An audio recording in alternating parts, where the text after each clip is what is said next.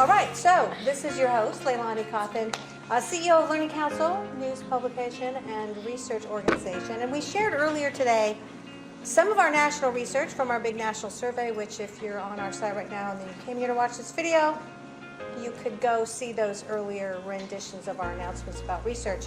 But today I am in Southern California, Orange County. It's a beautiful sunny day outside. But I have with me Matthew Cordes. Did I say that right? That is. Good. Who's the Associate Superintendent from the Diocese of San Diego. Thank you for having me. Yeah, it's good to have you. Also one of our award winners of our national survey. Thank you for that as well. We Yes. appreciate that. You're Yes. welcome. And you have what, 15 schools? We have 45 schools, 45. 5 high schools, about 15,000 students. Wow, okay, cool. All right, so we're going to come back to questions in a minute. I also have with me Terri Novacek, who's Executive Director of Element Education. Always great to be with you. Yeah, longtime friend. It's good to hear from you today. So we'll have a lot to ask you. And then I also have Adele Thomas, who's the Director of Professional Development and Teacher Support from Fontana Unified School District. Fontana Unified School. I didn't write that one down. That's okay. Fontana. Fontana. Also from Fontana, Yes. Dr. Monica Makiewicz. Perfect. I did say it right. That's a did. miracle. I'm just going to say Monica from here on out. Monica's Okay, that's what's going to happen from Fontana University. She's the Associate Superintendent of Teaching and Learning, which I'm so glad you distinguished teaching and learning. So it's not just about the teachers only, it's also the learners. Correct. That's a really good thing. Okay, so we're going to get started with some questions that I have for you, but I want to start out first with, what impressed you about everything we talked about today so far? What kind of like pinged for you? You want to go first? Sure. Every time I come to a Learning Council event, I think the number one thing that really impresses me are the minds in the room. Everyone thinks non-linearly about education, and they think about what can we be doing better, always looking at that continuous improvement around how do we meet the needs of every one of our learners. And so really appreciating the conversations happening and the ideas being presented from our presenters. So thank you again for having us. Yeah, it's good to have you. And I like that you said that way, because that's our experience as Learning Council, going all around the country, and we're in like 30 cities a year. The people who come out of the woodwork to attend this particular event are the people who are cause. They are the ones causing things in terms of change and progress, which is amazing. It's just like, I'm just going to say it, they're all the best people, okay, that are come here. All right, so same thing for you. Like, Terri, tell me what's your part? Well, I like your word best. The first time I had experience with you in the Learning Council, I walked away thinking, okay, I'm not the only crazy person. There's more crazies out there, and I found my tribe. And so then every time I do come to an event, I'm realizing, I'm meeting new people. It's not like it's always the same people at these events. And I just love the momentum that the idea of personalization is getting. Yeah. And for so many years, people thought personalized learning was, I'll give you the option of these 3 books to read in English. And now people are recognizing it's a much higher level to be personalized. It's not just a boutique kind of thing. It's a need. We have to have this if we're going to prepare our kids for real life. And so I love being with this community, that all these people that are playing a role in that momentum. Yeah, me too. I love it. And I think you're really, really right. There's something there that you said. Personalization, I think we contextualized it the day earlier with consumerized world, right? Like what's going on in the outside world that's really pressuring education. And one of those pressure points is Build-A-Bear, right? Mm-hmm. You can go there and you can you can create this whole thing, right? Disneyland is the ultimate experience brand, right? Like you're going to go on the rides you want to go on. Mm. I'm not going to go on the teacups. I'm just saying, right? But there's a lot of other ones I want to do. I want to walk around and do that.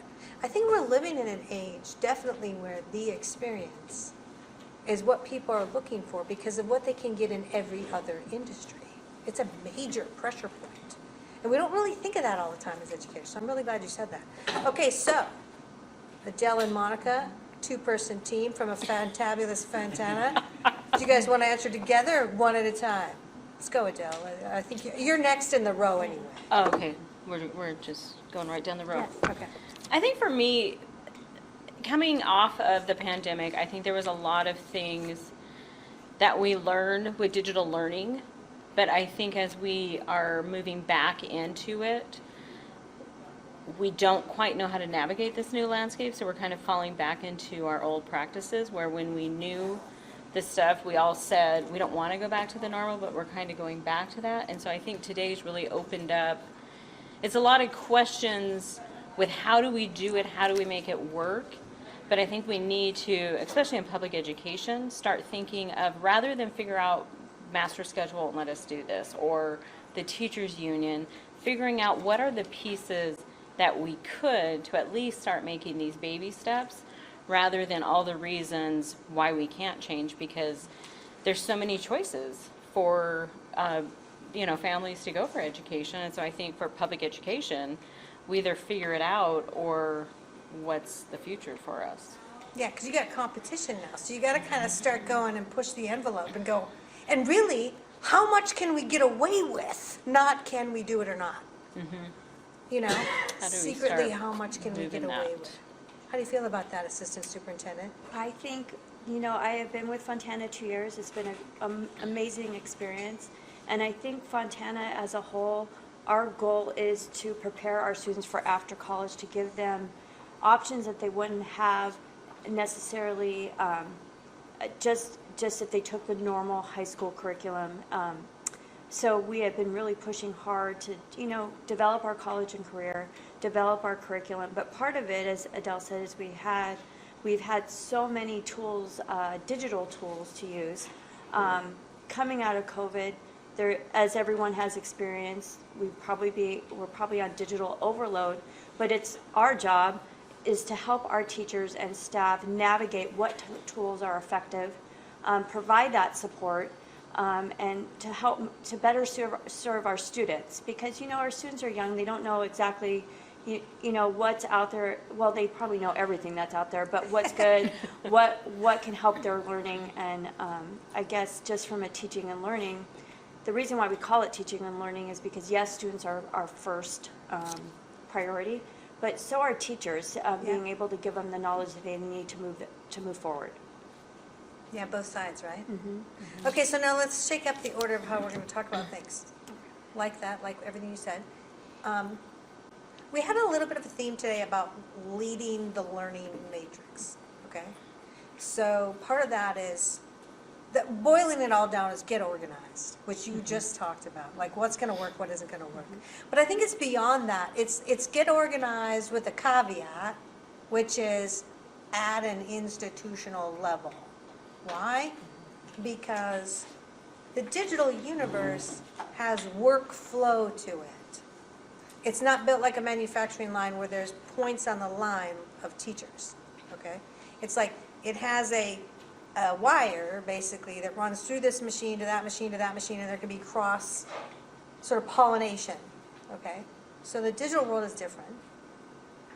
And you have to lead that as a matrix in an orchestrated way, okay? So I think the best thing is to start back with you and then go this way. Like, how do you think about even leading an institution from the top technologically? Well, I think, first of all, I have to come back to this group. This is the first time I've been part of this group.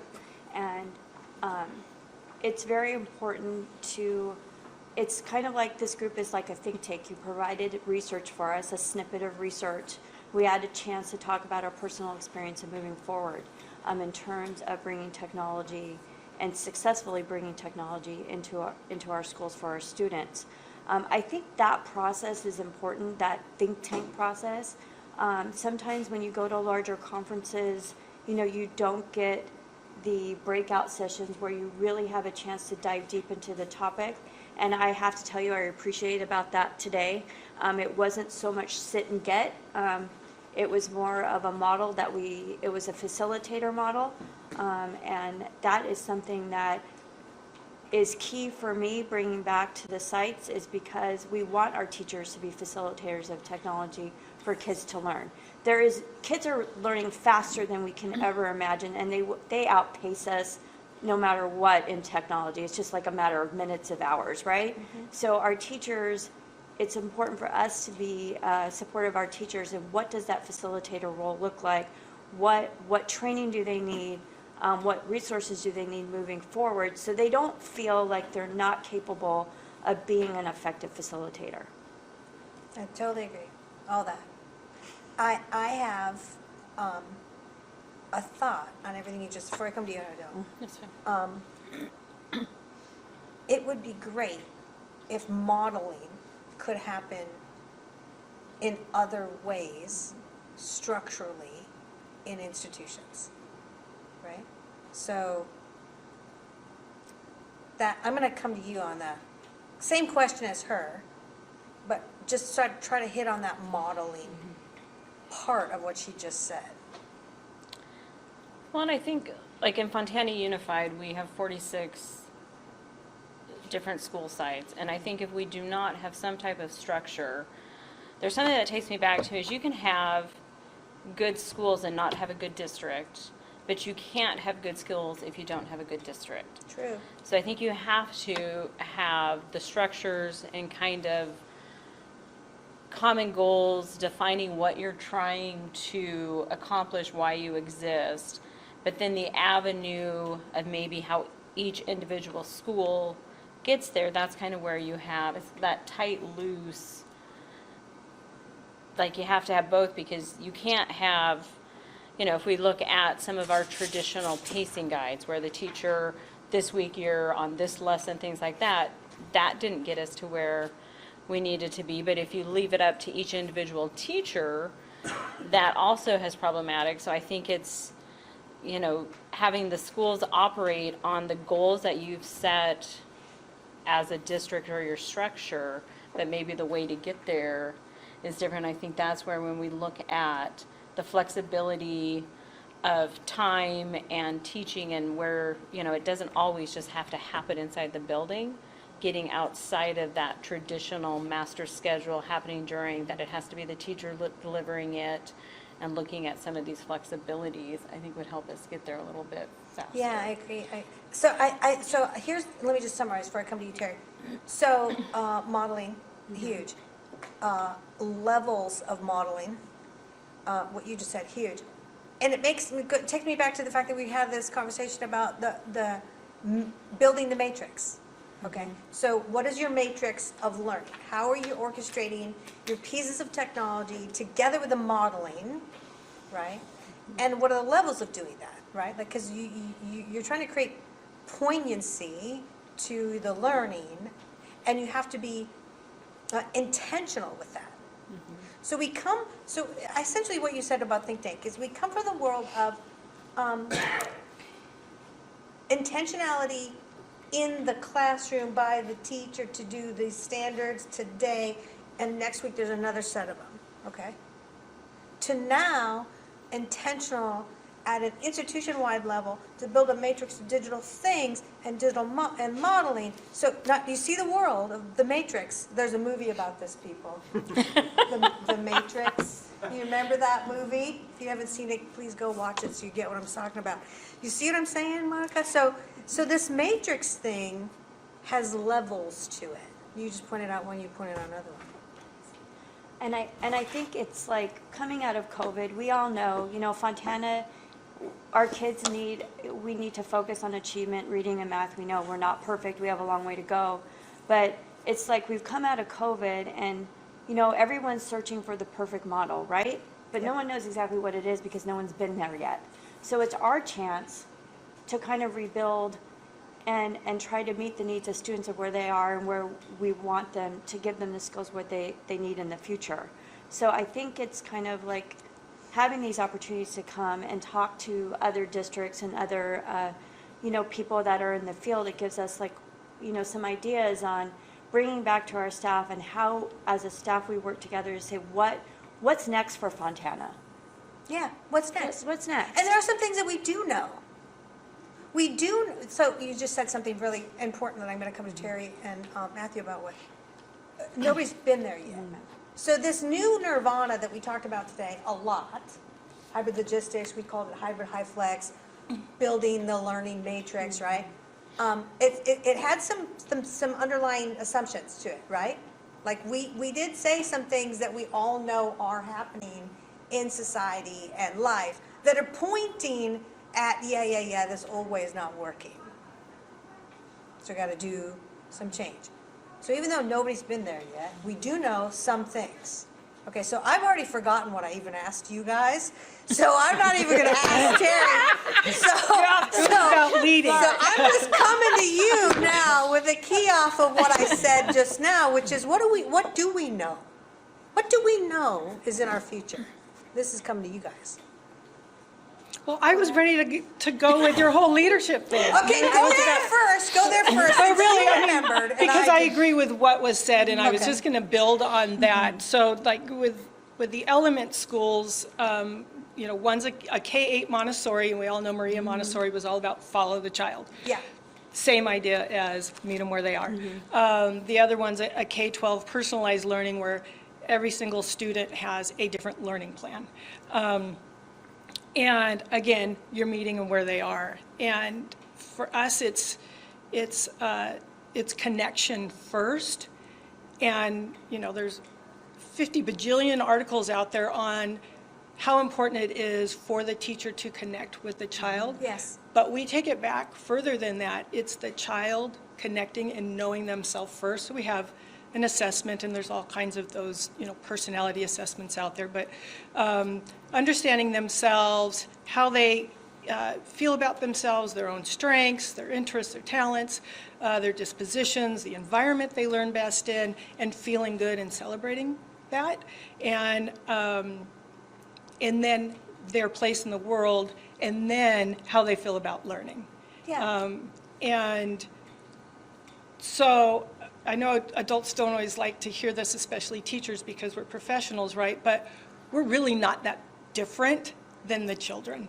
Yeah. We all have a need for belonging and significance and respect. And so again, going back to leadership, meeting teachers where they are, and to your point about purpose and why. Are we all here for the same purpose? Because if we're all working in a school and your purpose is to get through the curriculum, and your purpose is the test scores, and your purpose is to understand the kids and inspire them, it's going to be messy. It's a storm. And It's possibly cross purposes. right. And so imagine it's like kids in a household that have parents with very different parenting skills. Who do I keep up with? Where do I go? So I feel like the most important thing is to make sure that everybody has that common understanding and purpose. And then every time you make a decision, you tie that back. So if your purpose is, let's just connect with the kids. And right now, especially post-pandemic, I know we all freak out about the learning loss, and that makes the curriculum more important. Frantic. Yes. Well, yeah, it's a Oh little my frantic. gosh, 2 Yeah. years behind. But we have to realize our goals are different now. And I was just talking to a group about, we've got parents who can't get their kids out of the house because they were with their families Freaked out. for 2 years. And so maybe, right now, we've always said, if a child's got all this conflict going on in their head, they don't care when Columbus discovered, Yeah. cross the blue or whatever, Yeah. It's, they have to feel good about themselves and their strengths before they want to go all these places that we want their brains to go. I like that you said all that, and it brings back to my mind, I was trained as a corporate leader, right, not a school leader. Chris on our team was trained as a school and district leader, but I was trained as a corporate leader, right, coming out of news media research and software. And so one of the things I learned along the way was control. What is the definition of good control? Well, you know, there's only a definition of control. There's no good and bad control. Because if it's no control, it's bad, right? It's chaos, like you're just saying. So control is the positive directionality of one thing from one point to another point. One at a time. That's control. It's no control, not bad control. If it's not a positive thing and it's just zinging around, like like you gave this order, another department gave a different order, and this one's running cross purposes with your order, and everybody's insane, they all wind up in the superintendent's office arguing and be like, you know, the reason learning's down is because you people, right? Like, Yeah. We, listen, the politics in districts, just let me tell you, it's pretty wild out there. And there are superintendents who are like, I'm done. And even, we all know this, during the pandemic, they were quitting in droves, right? Okay, well, I'm just here to tell you, I'm done with the adults in the room having a problem with what they made as a mess for themselves, because it's about the children, right? That's why we're doing the institutions at all. Okay, so we're still on leadership now. I'm back on the page with you guys. So let's go. Let's go back to Matthew. What are your thoughts on this? Because we've known you for a while, and you're an award winner, and I'm sure you got some good thoughts. So right now, what I think the difference, one of the changing tides that we're seeing is we've always should have been focused on students. Yeah. But at this current moment in our field, we have to be focused on the teachers. We're running out of them. We don't have enough of them. The ones that are great are dying off by the minute because they're putting in 10 times the work when they shouldn't have to. Yep. Because we're not empowering them with enough tools to make their job easier, not giving them the training to be able to have them feel okay letting go of certain things that they've held on to. And so for us, and what we're looking at, and when you asked that original question of what comes to your mind when you think of how do we design technology from a district level, Yeah. from an organizational level, we have to start with how do we make the lives of the people who serve the people the best. Love it. And so when we start to look at those things, it should be about creating efficiencies that makes people's lives easier. Also, our teachers got to stay home for like 3 months. Now, a lot of other school districts got to stay home for a lot longer than 3 months. Ours only got to stay home for like 3 months, and we're very proud of that. But during those 3 months, they got used to saying, hey, look, on my lunch break, I can run to Target real quick. Or if I need to, our day only goes till 1 o'clock online, and that means I can schedule an appointment at 1:30. And so nothing that we figured out yet. Again, when you talk about what's the future going to look like, it's about how do we start incorporating systems, technologies, choice in place, not only for our students, but for our staff. So that way they're happier, they stay longer, they want to be a part of what we're doing. And when we start to look at kind of, like you said, what organizations do, that was 20 years ago. And now we're starting to see that necessity a little bit in education as well. Yeah, because time and space went flexible in everybody's mind. Of course, your teachers didn't get to buy as much loungewear as everybody else did. No way. You know? Absolutely. Let's just say what the retailers were doing. You know, you went to Target, you know what I'm talking about.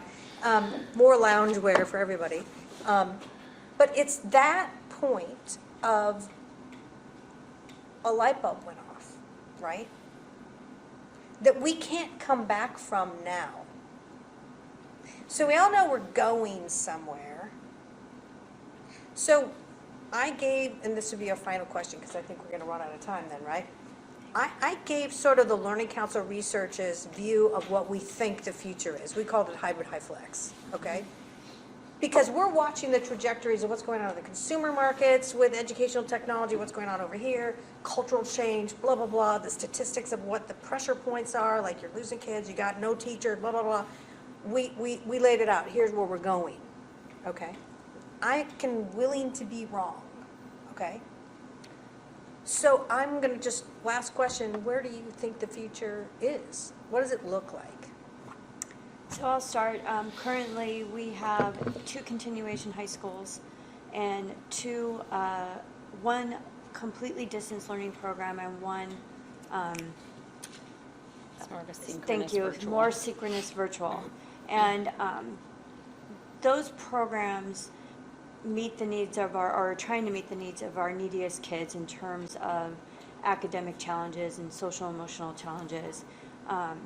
And it is we are trying to develop a model where a child comes in and a counselor or coordinator meets with this child and they design the best program to meet the needs of that child, whether it's virtual or it could be on campus for one period, or it could be like a hybrid for a different period, whatever meets the needs of that child, and be able to be flexible enough, like in so many weeks, if that is not working, we revisit where we're going. Now, we're doing that for only a small percentage of our 36,000 children, right? After being here today, and I know we've talked a lot about it back on the district side, is what can we do for the rest of the kids? Like, we have a small model that we are doing choice for, but is there somehow we can extend that to all children? And that's a question to have, because right now we're just meeting the needs of the kids who are failing, just failing everything, right? Or can't be in school because of maybe a disability or a medical illness.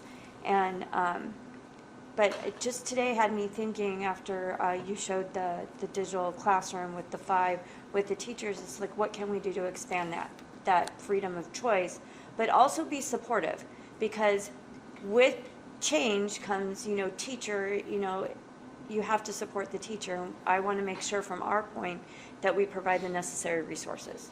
Yeah, you got to build a bridge. You can't just go, please jump over this cliff. Yes. It's going to be awesome. I mean, right? No, they're not going to do it. No. It's scary. We But might you get got a new teacher to do it, yes. But yeah. But I like that you're willing to do Right. either road. Like, Right. as a leader, you're like, listen, if you won't do it all, you're out. But if you're at least willing, I'll build you a bridge, right? That's leadership right now. I love it. All right, so Adele, your thoughts. What's the future really look like?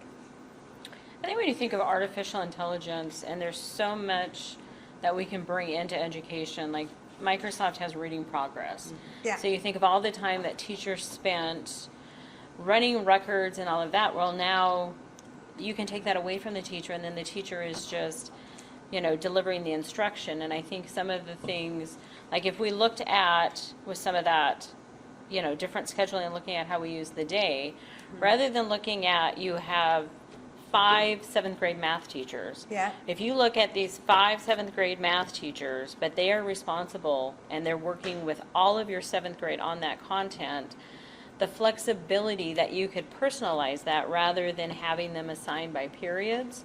I think there's so much, it's hard to wrap your head around to think of all the logistics, but you think of how, like the workload that it would take off of teachers, because rather than me trying to figure out how I'm going to get all these kids through, and really like if you go back to professional learning communities, the big thing is like we're responsible for all the kids, but in reality you're responsible for either how many classes you have or the 30 kids that are in yours. But I think this would take down those walls, and how do we start teaming together and breaking down some of these barriers so that we truly have that team effort that's working together using all this digital artificial intelligence, and then like thinking of that network rather than that individual teacher trying to meet all those things. Yeah, I see where your mind went with that, and this is a really good thing about that. So you're essentially saying IEP everybody,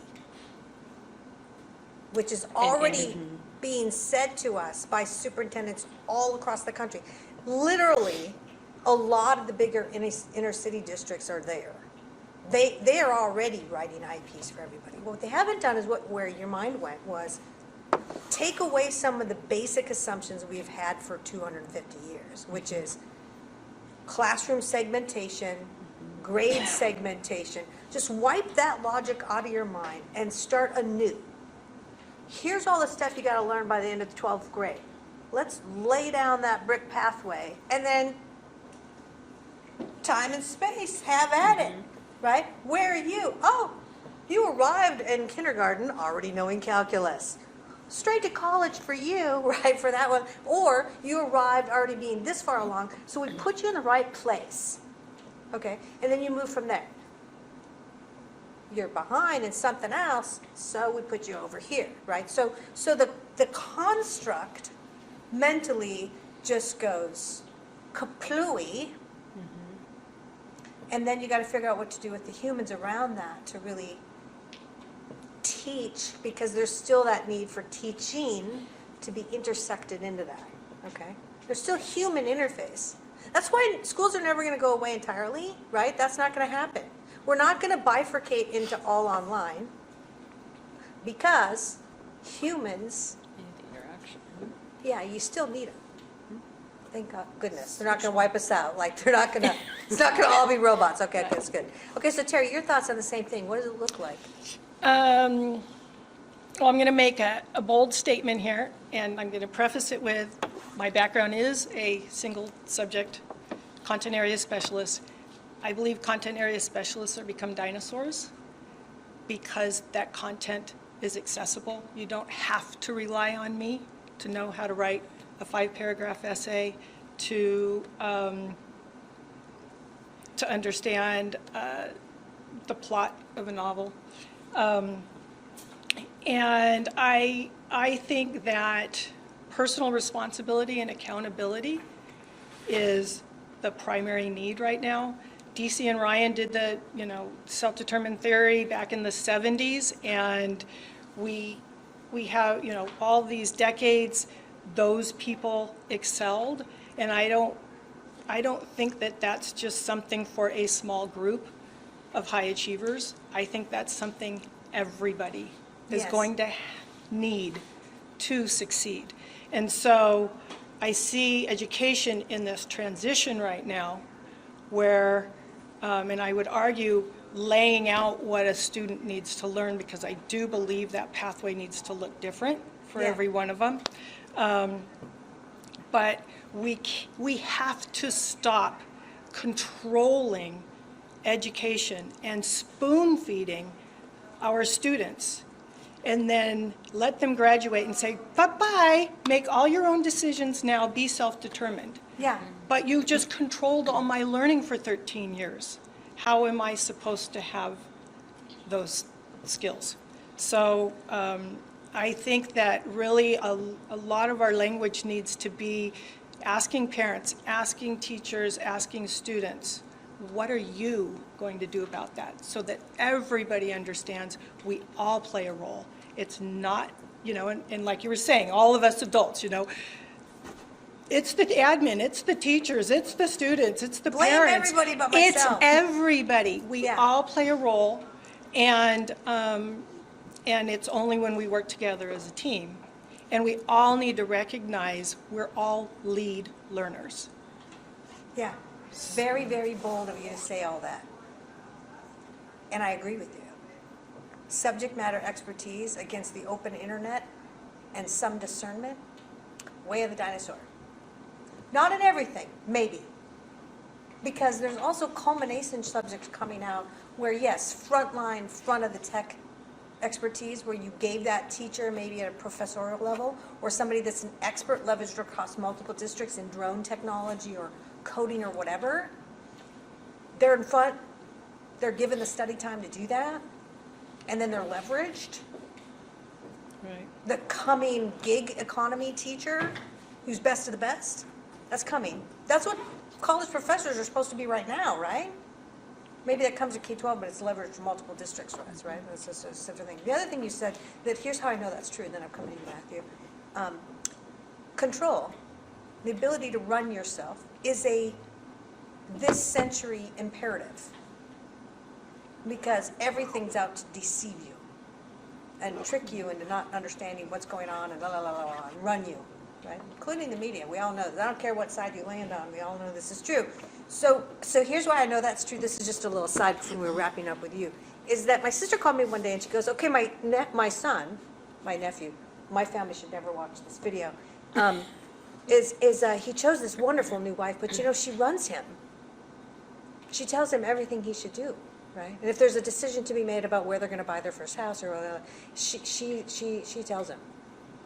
I go, well, that's not going to be every marriage, but let me tell you why that is. So I tell her, Simone, she's my sister. I said, Simone, you know why that is, don't you? She goes, no, why? Why did he choose somebody? I said, because that's his mother, right? She totally ran him on everything. So he is expecting that, right? Somebody to run me. So this is an interesting just comment on what you just said. So when they get out of school now and they go to get a job, they're in my office. I'm just being a corporate person right now. And they're like, what am I supposed to do next? And I said, if I tell you everything to do minute to minute, I don't need you. Well, and I want to add, Yeah. and so who decides what these standards are? Content area specialists. Yes, So if I have a knack for English language arts, and I'm telling I'm saying everybody needs to know all this in English language arts, yeah. really? Do they? Do they? Yeah. The math people deciding you need to know all these things in math, do I really? I mean, I've never taken calculus, and I feel pretty happy and successful. So did I really have to? And I struggled in algebra in school. I didn't learn algebra until later out of need when I needed to tutor somebody. And then I looked at it and went, this is so easy. I can't believe I struggled with it in high school. But back to your point, you got to be at that place to be ready to learn it and motivated to learn it. And willing, and have inculcated in yourself a purpose to do it, and that is self-driven. Right. Right? Self-drivenness is an essential skill in this century, right? Being run like a manufacturing widget is not, Right. right? Period. Go ahead, Matthew. So I agree with what everyone said. I think that they're all brilliant. The one thing that came to my mind is with the decentralizing of learning, Yeah. with pathways of choice in place, we really are going to have to really look at what community means in school again. How we form bonds, what great social emotional intelligence looks like, and how we develop those things. I think if COVID taught us one thing is that we are all human and we are all capable of being impacted by things. And the more we decentralize and the more we break those connections and bonds, that's not how we function as humans. We function in community. We survived as a species because we relied upon one another, and we've grown stronger because of it. And what does that look like if we're only on campus 2 days a week? Or what does that look like if we're doing pathways and we're not being with, like you said, the kindergartner that's taking 5th grade math? If he's with 10-year-olds the whole time and he's 5, what does that look like the whole time? And so I think that America is inching every day closer towards these more radical ideas for schools, which are going to help children succeed and learn.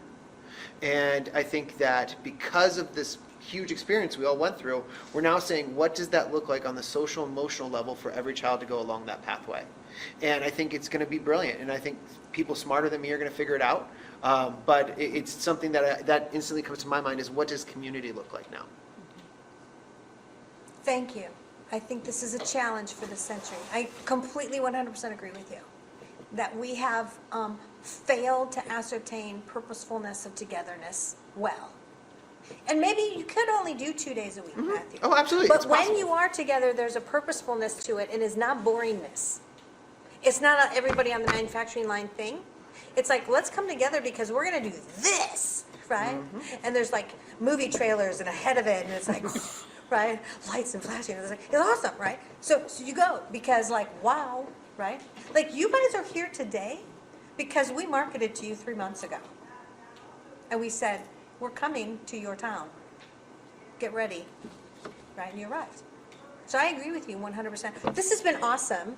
Thank you, thank you, thank you, thank you. Yay. Let's give them all a big round of applause. Super awesomeness. Okay. So, final questions. Are we going to leave the recording now? Final questions from the audience. Give them a shout out. Go ahead, Drew. What kind of relationships do you envision your teachers and adults in your schools having with students in a new paradigm, in a new space where they get to drive more of what they choose to learn and at what rate and pace they would? You want to pick one person to answer? Adele, Monica, Terri. You want all of them? Go. Adele looks ready to answer. I think that relationship is key, and I think we talked about it earlier today. I think it was the presentation, and I can't think of the high school that presented, but that they have to have an adult that they trust. And I think when you look in some of our schools, we're losing some kids because I don't think they have that currently, especially in some of our bigger schools. And then I think also opening the door from the teacher next to you and kind of opening your practice and sharing ideas and how we're smarter together and kind of taking that competition side down, where I think sometimes with test scores, I want to keep what I'm doing in my classroom because I want to be outperforming the teacher next to me. So I think it's coming together that we're all trying to meet the kids' needs. We're trying to come together and team. So I'm hoping it starts bringing us back together, where I think right now, whether you're district office or even at a school site, I think we're very individual and siloed. And so I think it's really about the relationships and bringing people together to solve the big issues of education. And maybe what needs to happen then is we need to, Mrs. Associate Superintendent, we need to give motivational cause to togetherness and cross-purpose teams. And I think we're coming from a unique place where during COVID and online, we did build in the counseling where the child had the option to check in, and there were support structures. And then when we came back, we kind of like lost that like immediate touch base with someone adult. And I think we're finding that we need more of that. We do have a student support services crisis team and a counseling team that can be deployed to sites. We have increased counselors, but I think we're trying to step back and figure out a plan, because numbers don't necessarily mean effectiveness. And what that looks like for kids, just being able, how do kids need to access it? If it's online, it's online. If it's in person, it's in person. But we have some work to do on that. Good? Matthew, why don't you also respond on that one? I think our adults on campus serve two functions. One, if you've ever seen a young driver, they need someone to help them watch the wheel. When we're learning to drive a little bit, and there's more choice and space and pace, there needs to be somebody over there, and that person needs to be trusted. They need to be well sourced. They need to realize and have the experience that we're, let's get you back on track here, because self motivation wavers and dips in all human beings. We all do that. The second piece to that, it's that model of what really good interaction looks like. It's that model. It's a modeling for that person. In our schools, we call it, modeling of Christian witness, but modeling of just what a good human being is. Our kids are coming from diverse backgrounds and diverse places and diverse pieces to that. But essentially, at a school, we create a ethical society, supposedly, to help serve these. And so we're models of that, and we're models trying to push forward to something a little bit better than that. So we're watching over, we're pushing, we're motivating, but we're also modeling the entire time we're on campus as well, in an appropriate way. Like it. Okay, I think we're at time. Sorry, Terri, we're going to cut you off. Sorry, do you really? Okay, go ahead. I'll make it quick. I do think, and I'm going to jump on your analogy for driving, it's them knowing that you care about them as a person versus what they know about what you're trying to teach them. And so if I'm going to sit down with you as a driver and I want you to be comfortable, I'm going to ask you some questions about what's your experience with driving? How are you feeling right now? Where would you like to go? Are you okay with parking? Are you okay with freeway driving? Do we want to start with, and as I'm asking you these questions and asking you how you feel today, did you get enough sleep last night? Are you hungry? Like things like that. I know you, and I know you, and you're getting more comfortable with me, and you can give me some honest answers, then we can plot your path a lot better. Absolutely. And you're recognizing this is about you and where you are, instead of me saying, I'm ready to drive from here to Santa Barbara right now. Let's go. Like it. Okay, Orange County. Next time we come, we're going to go deeper into that precision of balancing a much more extreme matrix of technology which way more humanity that is precisely done. Because that's where it's happening, right? We all said that. Well, thank you so much. Let's give a big round of applause.